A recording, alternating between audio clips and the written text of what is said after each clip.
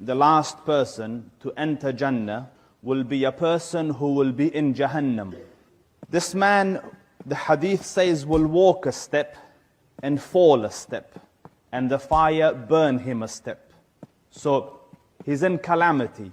Every step he takes, he falls on his face, and the gush of the fire comes and he screams in agony. So he says, Ya Rab, free me from this fire, for its flames have burnt me, and its fumes suffocate me.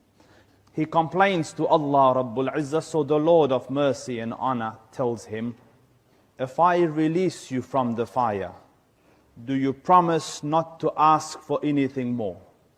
So he says, bi'izzatik ya Rab, by your honor ya Rab, I swear, you take me out of here, I won't ask for another thing. So the Dhul Arsh al-Majid and Fa'alul lima yurid takes him out of Jahannam. And when he comes out of it, he looks back towards it and he says, glory be to the one that saved me from this. Not another person from the awwaleen or the akhirin is more honored than me. Because of where he was. In comparison, this is heaven. So in his mind there is nothing, no one is more favored than him. So he comes outside Jahannam. And then Allah Rabbul Izzah orders for a tree to come out in front of him and for a spring of water. So he's at the gates of Jahannam and he sees water. And understand there's no water in Jahannam. May Allah save me and you from Jahannam. وَإِن يَسْتَغِيثُوا يُغَاثُوا بِمَاءٍ كَالْمُهْلِ يَشْوِي الْوُجُوهِ. And anytime they ask for a drink, they are given a water that burns the face as they drink it. So water is a rare commodity. So when he sees water, he longs for it. But he's promised that he can't ask for anything more.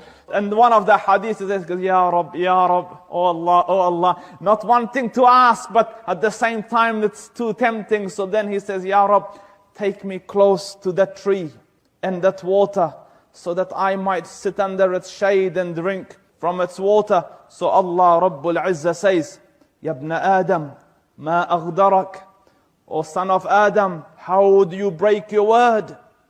Didn't you promise me that you wouldn't ask for anything anymore? So the hadith says Allah Rabbul Izzah excuses him because he's been shown something that he has no patience towards. There's no way he could hold back. Allah Rabbul Izzah knows.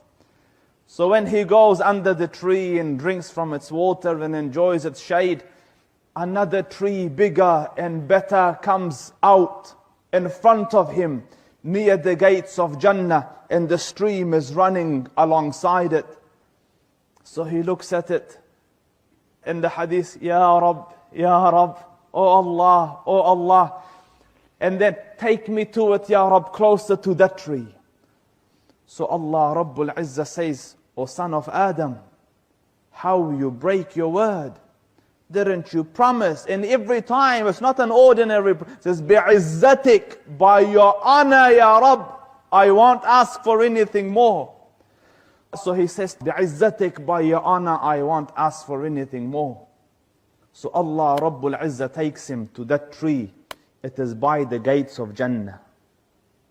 So when he sits under the tree and enjoys the shade and drinks from the water, he looks and he can see inside Jannah.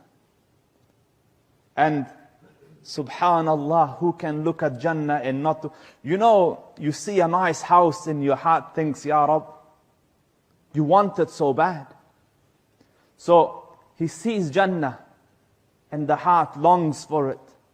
And Jannah is an abode worthy of beholding. Imagine the pebbles of Jannah are jewels, rubies and emeralds. Its cement is misk. Its bricks are gold and silver. The trees of Jannah, فَمَا فِيهَا مِنْ شَجَرَةٍ إِلَّا وَسَاقُهَا مِنْ ذَهَبٍ.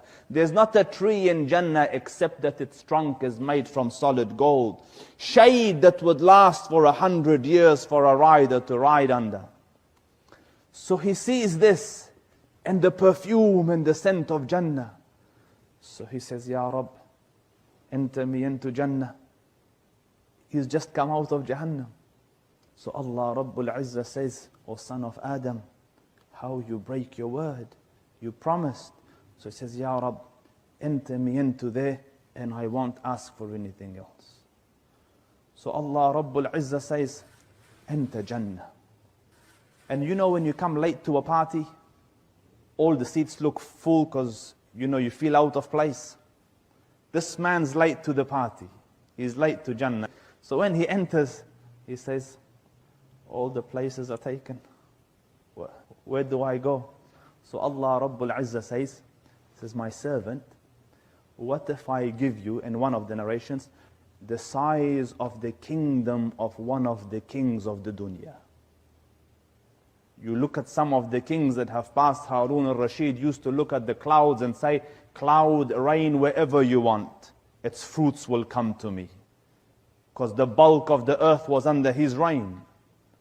So there were kings like that. So he says, Ya Rab, you make fun of me and you are the Lord of the worlds. Ibn Mas'ud, when he's narrating this, laughed.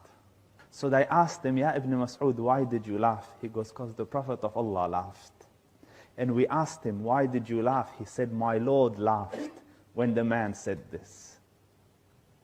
So Allah Rabbul Izzah, after he laughs, he says, for you was that granted, the size of one of the kingdoms or the size of the earth. وَمِثْلُهُ, and another like it. وَمِثْلُهُ, and another like it. وَمِثْلُهُ, and another like it. And when he reaches the fifth one, the man says, رَضِيت يَا رَبْ, I am satisfied, Ya Rab, I am satisfied.